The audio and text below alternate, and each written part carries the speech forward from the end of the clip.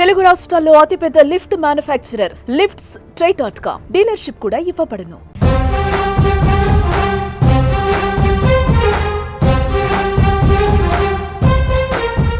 దేశ రాజధాని ఢిల్లీ గడ్డపై బీజేపీ సరికొత్త చరిత్ర సృష్టించింది. ఢిల్లీపై కాషాయ జెండా రెపరెపలాడుతోంది. భారీ మెజారిటీతో మ్యాజిక్ ఫిగర్ దాటేసింది. ఆప్ అధినేత అరవింద్ కేజ్రీవాల్కి సొంత గడ్డపై చుక్కలు చూపించి మోడీ తన మార్క్ రాజకీయం చూపించారు. ఈ నేపథ్యంలో బీజేపీ నుంచి ఢిల్లీ పీఠంపై కూర్చునేది ఎవరు అనే చర్చ నడుస్తుంది. బీజేపీ నుంచి ముఖ్యంగా కొందరి పేర్లు వినిపిస్తున్నాయి. ఇదే సమయంలో మోదీ మార్క్ రాజకీయాలలో భాగంగా మహిళకు అవకాశం ఇస్తారా అనే విషయం తెరపైకి వచ్చింది.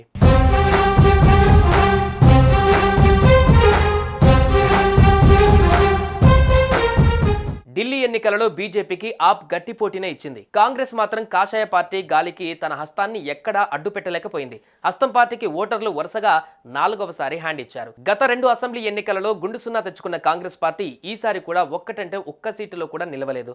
వరుసగా 3 సార్లు ఢిల్లీ శాసనసభలో 0 సీట్లతో హ్యాట్రిక్ సాధించిన పార్టీగా కాంగ్రెస్ పార్టీ సరికొత్త చరిత్ర సృష్టించింది. వరుసగా 3వసారి ఆ పార్టీకి ఢిల్లీ శాసనసభలో స్థానం లేకుండా పోయింది.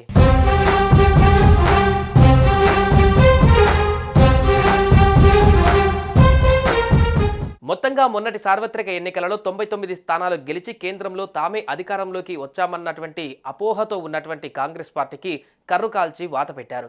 అంతేకాదు మొన్నటి హర్యానా, మహారాష్ట్ర ఎన్నికలలో ఆ పార్టీకి అక్కడ ప్రజలు తిరస్కరించారు. ఏతావాత జమ్మూ కాశ్మీర్తో పాటు జార్ఖండ్లో అక్కడ ప్రాంతీయ పార్టీల పొత్తు కారణంగా కొన్ని సీట్లు గెలవగలిగింది.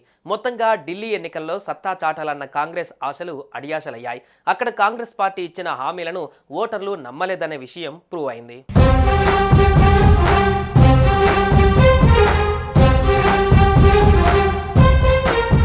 ఢిల్లీ బీజేపీ అధ్యక్షుడిగా ప్రస్తుతం వీరేంద్ర సచ్దేవా కొనసాగుతున్నారు. ఆయన సీఎం రేసులో ముందు వరుసలో ఉన్నారు. తాజాగా ఆయన మాట్లాడుతూ ఢిల్లీ సీఎం పోస్టుపై అగ్రనాయకత్వ నిర్ణయమే ఫైనల్, అది మాకు పెద్ద సమస్య కాదు, ఆప్ను ఓడించడమే మా లక్ష్యం అంటూ కామెంట్ చేశారు.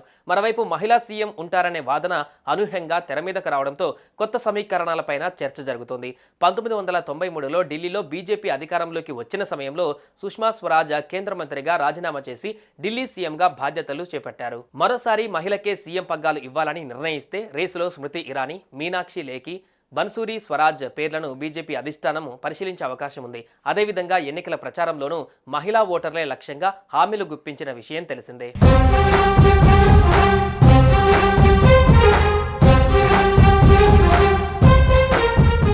సుమన్ టీవీలో మీ పర్సనల్ అండ్ బిజినెస్ ప్రమోషన్స్ కోసం కింది నెంబర్కి కాంటాక్ట్ చేయండి.